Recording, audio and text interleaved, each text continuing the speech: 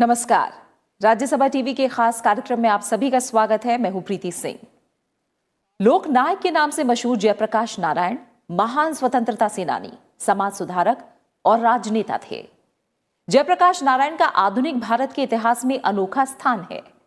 वो अकेले ऐसे शख्स हैं जिन्हें देश के 3 लोकप्रिय आंदोलनों में सक्रिय रूप से भाग लेने का गौरव हासिल है। जीवन को जोखिम में डालते हुए अंग्रेजों के खिलाफ लड़ाई लड़ी, 70 के दशक में भ्रष्टाचार और अधिनायकवाद के खिलाफ आंदोलन का नेतृत्व किया। इसके पहले 50 और 60 के दशकों में भूदान आंदोलन में भाग लेकर लोगों की सोच बदलने की कोशिश की और बड़े पैमाने पर सामाजिक परिवर्तन लाने का काम किया। गिरते स्वास्थ्य के बावजूद जयप्रकाश नारायण ने इंदिरा गांधी की प्रशासनिक नीतियों के खिलाफ विपक्ष को एकजुट करके 1977 में इंदिरा गांधी को सत्ता से बेदखल कर दिया। संपूर्ण क्रांति का उनका दर्शन और आंदोलन भारतीय राजनीति में बड़ा बदलाव तो लाया ही, साथ ही देश के सामाजिक ताने बाने को बदलने में भी कारगर साबित हुआ। आजादी के बाद वो बड़े बड़े पद हासिल कर सकते थे, पर उन्होंने गांधीवादी आदर्शों की अपनी सोच नहीं छोड़ी और सादा जीवन जीकर बेमिसाल हो गए।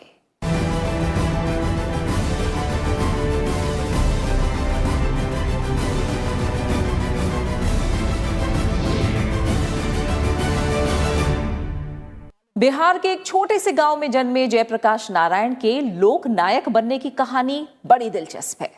जीवन भर समाजवादी विचारधारा के जरिए समाज में बदलाव लाने का काम करने वाले जेपी ने उम्र के ऐसे पड़ाव पर भारतीय राजनीति में वापसी की जब देश के युवा परिवर्तन की राह पर बिना नेतृत्व के चल पड़े थे। जेपी राजनीति से संन्यास ले चुके थे, लेकिन लोकतांत्रिक मूल्यों के लिए उन्होंने वापसी की और संपूर्ण क्रांति के नारे के साथ संघर्ष के मैदान में कूद पड़े।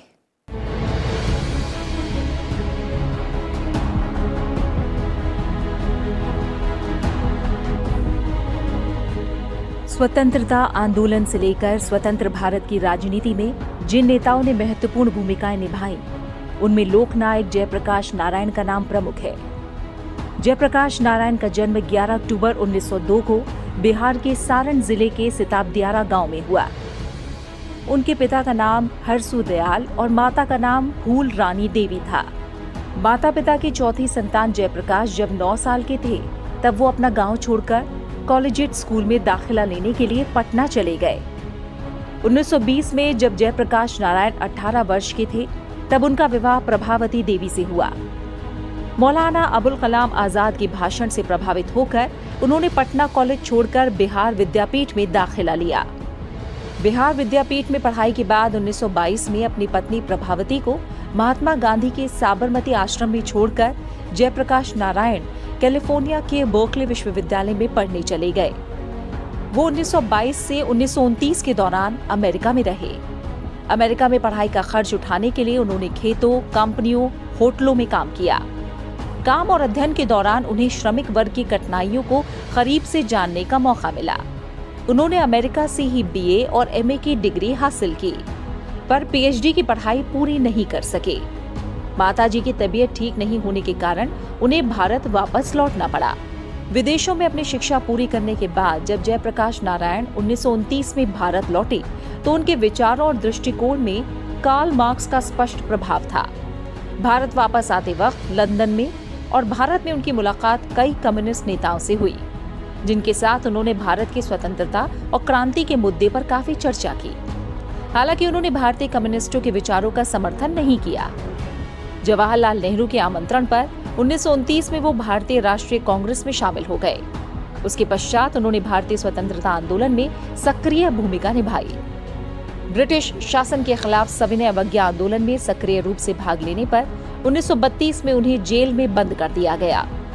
1932 में नासिक जेल में अपने कारावास के दौरान वो राम मनोहर लोहिया, अशोक मेहता, मीनू मसानी, अच्युत पटवर्धन, सीके नारायण स्वामी और अन्य नेताओं के साथ घनिष्ठ संपर्क में आए। इस संपर्क में उन्हें कांग्रेस सोशलिस्ट पार्टी में शामिल होने के लिए प्रेरित किया, जो आचार्य नरेंद्र देव की अध्यक्षता में कांग्रेस पार्टी के भीतर वामपंथी झुकाव का एक समूह था। दिसंबर 1939 में कांग्रेस सोशलिस्ट पार्टी के महासचिव के रूप में जयप्रकाश ने लोगों से आह्वान किया कि दूसरे विश्व युद्ध का फायदा उठाते हुए भारत में ब्रिटिश शोषण को रोका जाए और ब्रिटिश सरकार को उखाड़ फेंका जाए। इस वजह से उन्हें 9 महीने के लिए जेल में डाल दिया गया था। अपनी रिहाई के बाद उन्होंने महात्मा गांधी और सुभाष चंद्र बोस से मुलाकात की।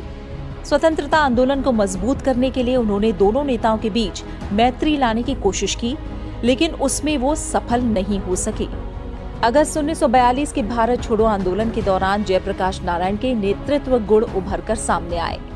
जब महात्मा गांधी समेत कांग्रेस के सभी वरिष्ठ नेताओं को गिरफ्तार कर लिया गया था, तब उन्होंने राम मनोहर लोहिया और अरुणा आसफ अली के साथ मिलकर आंदोलन को संभाला। हालांकि वो भी लंबे समय तक जेल से बाहर नहीं रह पाए और जल्द ही उन्हें गिरफ्तार कर लिया गया। उन्हें हजारीबाग सेंट्रल जेल में रखा गया था। उन्होंने अपने साथियों के साथ जेल से भागने की योजना बनाई। जल्द ही ये मौका आया। 9 नवंबर 1942 को दिवाली के मौके पर वो अपने 6 साथियों के साथ जेल से फरार हो गए। इसके बाद स्वतंत्रता आंदोलन के लिए जयप्रकाश नारायण ने भूमिगत रहकर सक्रिय रूप से काम किया। ब्रिटिश शासन के अत्याचार से लड़ने के लिए नेपाल में उन्होंने एक आजाद दस्ता बनाया। कुछ महीनों के बाद सितंबर 1943 में एक ट्रेन में यात्रा करते वक्त उन्हें पंजाब से गिरफ्तार कर लिया गया। स्वतंत्रता आंदोलन की महत्वपूर्ण जानकारी हासिल करने के लिए अंग्रेजों ने उन्हें यातनाएं भी दी। जनवरी 1945 में उन्हें लाहौर किले से आगरा जेल भेज दिया गया।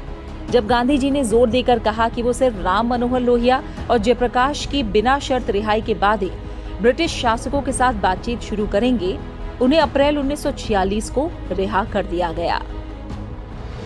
भारत की आजादी पाने के साथ ही जयप्रकाश नारायण को अपने राजनीतिक जीवन में पहली बार सामाजिक परिवर्तन के लिए हिंसा की निरर्थकता का पूर्ण विश्वास हुआ था।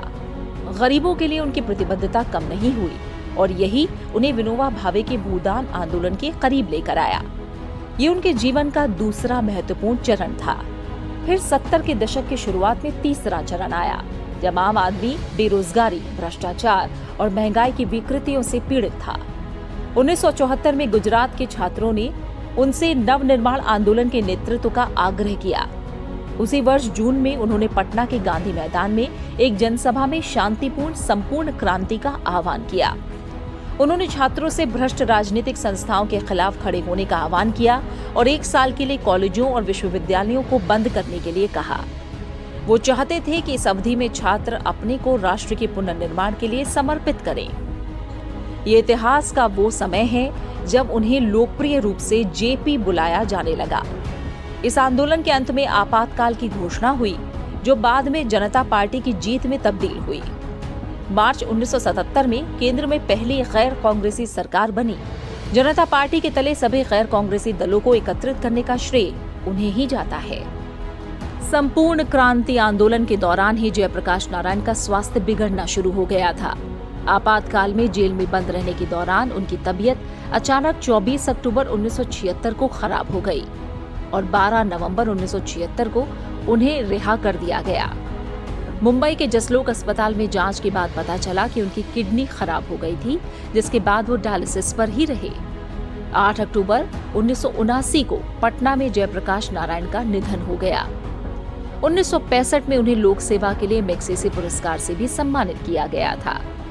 भारत सरकार ने 1999 में मरणोपरांत देश के सर्वोच्च नागरिक सम्मान भारत रत्न से उन्हें सम्मानित किया। Bureau report, Rajya Sabha TV.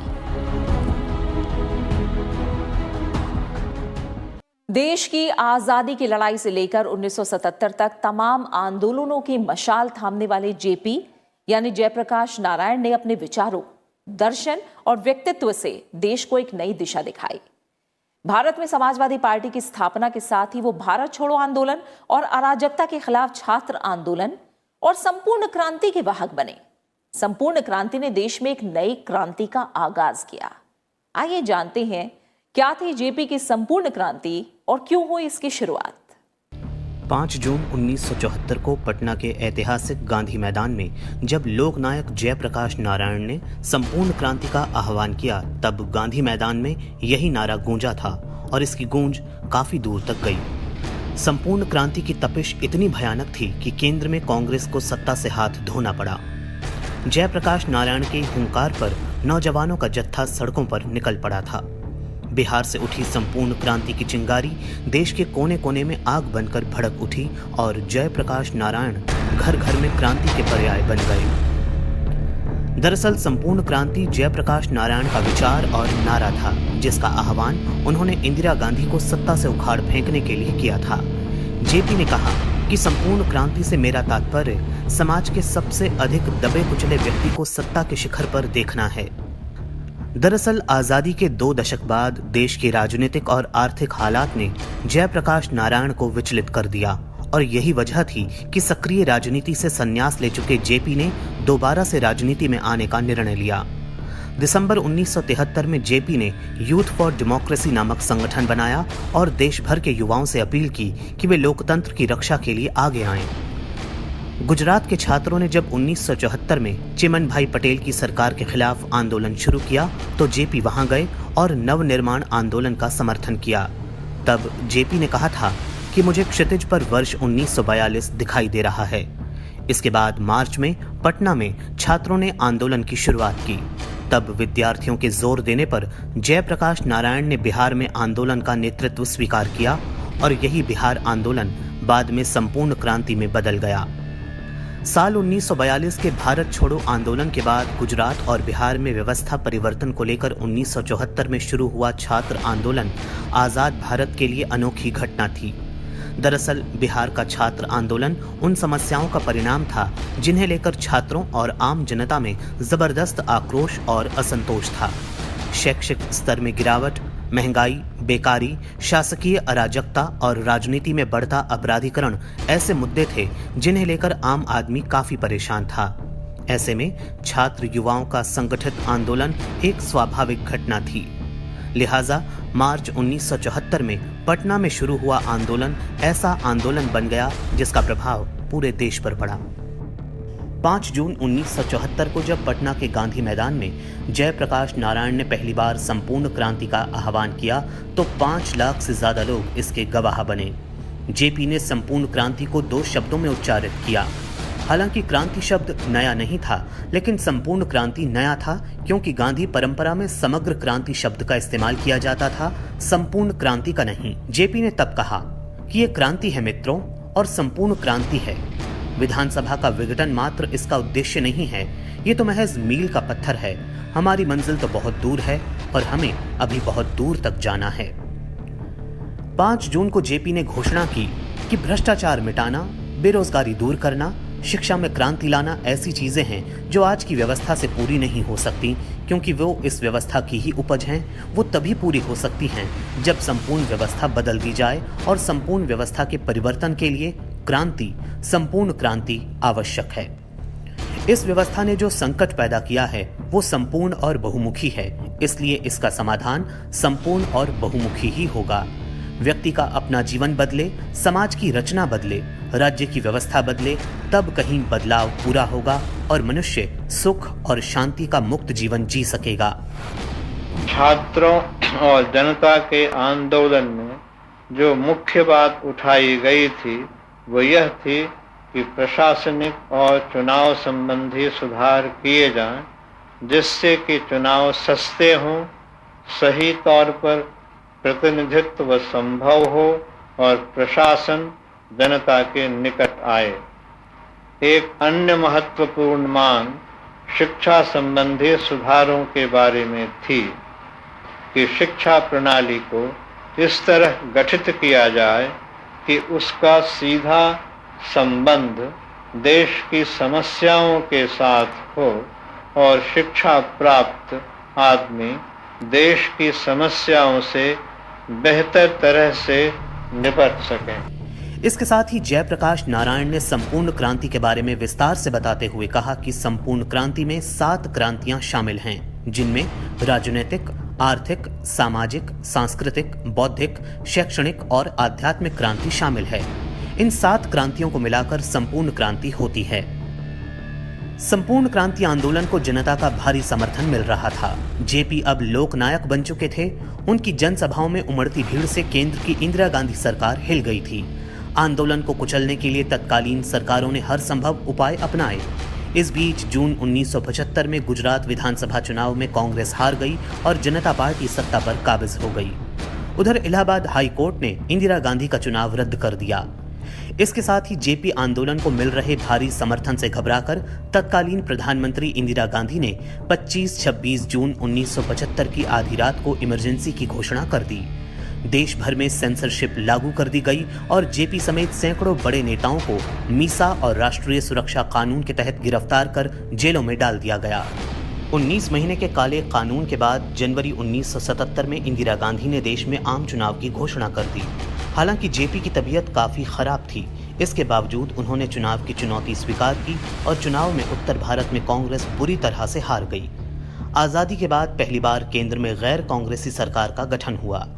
लोकनायक जयप्रकाश नारायण की नैतिक शक्ति और स्वतंत्रता संग्राम में उनके योगदान ने उन्हें वो अवसर दिया कि वो इंदिरा गांधी और उनकी राज्य शक्ति को पराजित कर सके। Bureau report, Rajya Sabha TV.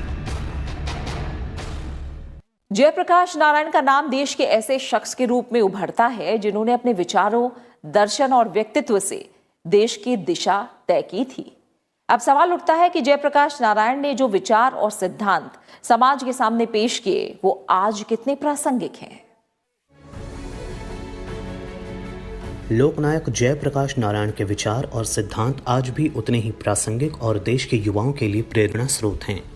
आज़ादी और देश में लोकतांत्रिक व्यवस्था की स्थापना के बाद महात्मा गांधी की परंपरा को आगे ले जाने में जिन नेताओं की भूमिका को सबसे ज़्यादा याद किया जाता है, उनमें जयप्रकाश नारायण सबसे महत्वपूर्ण हैं। आज़ादी के बाद हुए पहले आम चुनाव के बाद से ही जयप्रकाश ये मानने लगे थे कि राजसत्ता चाहे जिस रूप में हो वो कल्याणकारी नहीं हो सकती। उनका कहना था कि उसमें जनता की भागीदारी का प्रभाव नहीं होता है। अपने इन्हीं विचारों का अनुसरण करते हुए जब उन्होंने देखा कि राजसत्ता आक्रामक तानाशाह की तरह काम करने लगी है, जिसमें लोकतंत्र सिर्फ वोट भर है, तो वो उठ खड़े हुए और उसे उखाड़कर फेंकने में भी सफल हुए। महात्मा गांधी भी उनके विचारों से इतना प्रभावित थे कि उन्होंने सार्वजनिक रूप से ये घोषणा की थी कि समाजवाद के बारे में जो जयप्रकाश नहीं जानते, उसे इस देश में दूसरा कोई नहीं जानता। संपूर्ण क्रांति ने जयप्रकाश को लोकनायक बना दिया था। उन्हें ये नाम ऐसे ही नहीं मिला। आज़ादी की लड़ाई और उसके बाद लगातार वे आम लोगों के हितों की बात करते थे। हर तरह के राजनीतिक लोभ की विकृति से दूर रहकर जयप्रकाश नारायण ने खुद को ऐसे शख्स के रूप में पेश किया जिसका एकमात्र उद्देश्य जन कल्याण था। वो अहिंसक सत्याग्रही के साथ ही ऐसे व्यावहारिक विचारक थे जो समाजवादी संकल्पों के जरिए देश में आमूलचूल परिवर्तन लाना चाहते थे। आज़ादी के बाद जयप्रकाश नारायण का व्यक्तित्व लगातार उभरता गया। गांधी जी के निधन के बाद उन्होंने अपने को अधिक उत्तरदायी व्यक्ति के रूप में ढाला। इस रूप में उन्होंने देश को अपने समाजवादी विचारों के अनुकूल बनाने की कोशिश की। 50 के दशक में आई उनकी किताब भारतीय राज्य व्यवस्था की पुनर्रचना एक सुझाव में आज के ज़माने में हमारे लिए सबसे उपयुक्त राज्य पद्धति और राज्य शासन व्यवस्था के स्वरूप को स्पष्ट करता है। जयप्रकाश नारायण राष्ट्र के समतामूलक आदर्श को उन प्रजातांत्रिक मानकों में देखते हैं जिन पर सत्ता का नहीं, जनता का अधिकार होता है। जवाहरलाल नेहरू की नीतियों से असहमति के कारण ही उन्होंने केंद्रीय मंत्रिमंडल में शामिल होना स्वीकार नहीं किया। सत्ता को अपने स्वभाव के विपरीत मानकर ही उससे दूरी बनाई। वो सही मायने में गांधी जी के उस उत्तराधिकार को मानते थे जिसमें बिना किसी स्वार्थ के सेवा भाव प्रमुख था। यही वजह है कि 1967 में जब सर्वसम्मति से उन्हें देश के राष्ट्रपति पद पर बैठाने की बात आई तो उन्होंने इनकार कर दिया। इस इनकार के जरिए उन्होंने जो आदर्श पेश किया उसकी मिसाल खोजना मुश्किल है। जयप्रकाश नारायण का संपूर्ण क्रांति का दर्शन जिन सप्त क्रांति का संकल्प लेकर चलता है, उनमें सामाजिक, आर्थिक, राजनीतिक, सांस्कृतिक, नैतिक, बौद्धिक और शैक्षिक क्रांति का समग्र दर्शन है। इस दर्शन के जरिए जयप्रकाश पूरे देश में आमूलचूल परिवर्तन चाहते थे, जिसमें सामाजिक जीवन का कोई पक्ष अछूता नहीं था। वे समान भाव से सभी वर्गों और जातियों को देखते हुए उन्हें बराबर का अधिकार देने के पक्षधर थे। लोकतांत्रिक ताने बाने की सुरक्षा के लिए जयप्रकाश नारायण की प्रतिबद्धता को कभी भुलाया नहीं जा सकता। जयप्रकाश की संपूर्ण क्रांति का दर्शन अंग्रेजी में प्रकाशित उनके दो महत्वपूर्ण निबंधों 1959 में अ plea for reconstruction of Indian polity और 1961 के स्वराज फॉर द पीपल में दिखाई देता है। इसके आधार पर उन्होंने एक समग्र विचार देने की कोशिश की और अपने कर्मों से उसे चरितार्थ भी किया। संपूर्ण क्रांति का दर्शन आज पहले के मुकाबले ज्यादा प्रासंगिक है। भूमंडलीकरण और उपभोक्तावादी संस्कृति के इस युग में अगर हम एक राष्ट्र के रूप में अपने को सही अर्थों में पाना चाहते हैं तो इस दर्शन का दूसरा विकल्प नहीं है। Bureau report, Rajya Sabha TV.